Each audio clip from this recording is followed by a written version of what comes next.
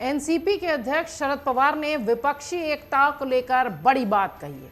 दरअसल 2024 के लोकसभा चुनावों के लिए विपक्षी दलों द्वारा सत्तारूढ़ भारतीय जनता पार्टी के खिलाफ एक संयुक्त मोर्चा बनाने की कोशिशों पर शरद पवार ने बड़ा बयान दिया। उन्होंने कहा कि दिल्ली के मुख्यमंत्री और आम आदमी पार्टी के राष्ट्रीय संयोजक अरविंद केजरीवाल 25 मई को उनसे मुलाकात करने वाले हैं। इसके साथ ही उन्होंने ये भी कहा कि मैं लोकसभा चुनाव नहीं लड़ रहा हूं, लेकिन सबको मदद करूंगा एक साथ आने में।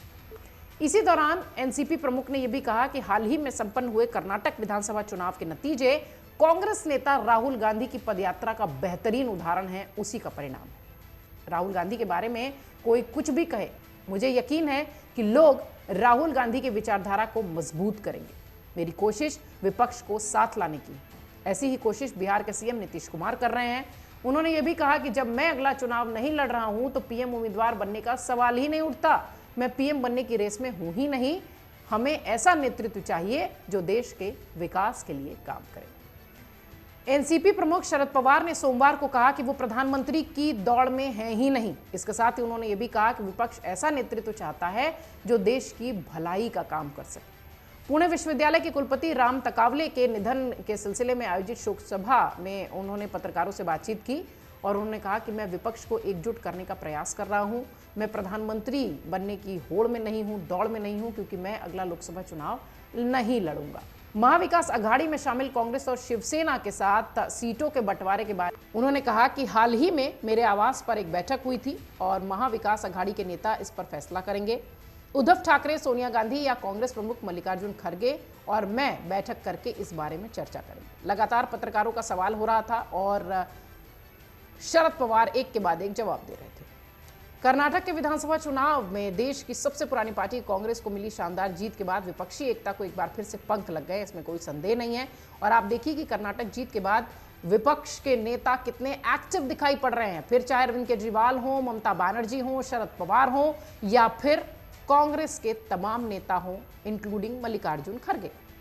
2024 में होने वाले लोकसभा चुनाव से पहले राज्यों में विपक्ष के नेताओं की इसे लेकर चहलकदमी एकदम से बढ़ गई है और एक बार फिर से हाथ मिलाने, कंधे से कंधा जोड़ने की कवायद तेज हो चुकी है। लगातार मुलाकातों का दौर बढ़ रहा है, एक दूसरे के लिए तारीफों के पुल बांधे जा रहे हैं।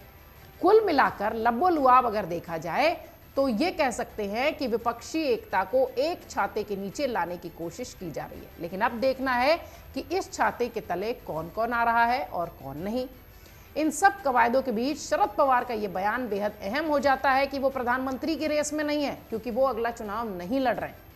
वहीं शरद पवार ने जो बातें विपक्षी एकता को लेकर कही हैं वो भी बहुत अधिक अहम हो जाती हैं। शरद पवार राजनीति के चाणक्य हैं। शरद पवार को एक भी दाव चूकने का जो अनुभव है वो कभी नहीं रहा है। उनका हर दाव सीधे निशाने पर लगता है। ऐसे में उनका इस वक्त विपक्षी एकता को एकजुट करने का जो कह लीजिए कि उन्होंने जो बीड़ा उठाया है, पैरेलल नीतीश कुमार वो काम कर रहे हैं, अरविंद केजरीवाल वो काम कर रहे हैं, ममता बनर्जी वो काम कर रही हैं और अब शरद पवार का ये बयान निश्चित तौर पर विपक्षी खेमे में खुशी की लहर है। एक संदेश जाता है कि मजबूती के साथ अब विपक्ष खड़ा होगा और 2024 में भाजपा और प्रधानमंत्री मोदी के खिलाफ होगा।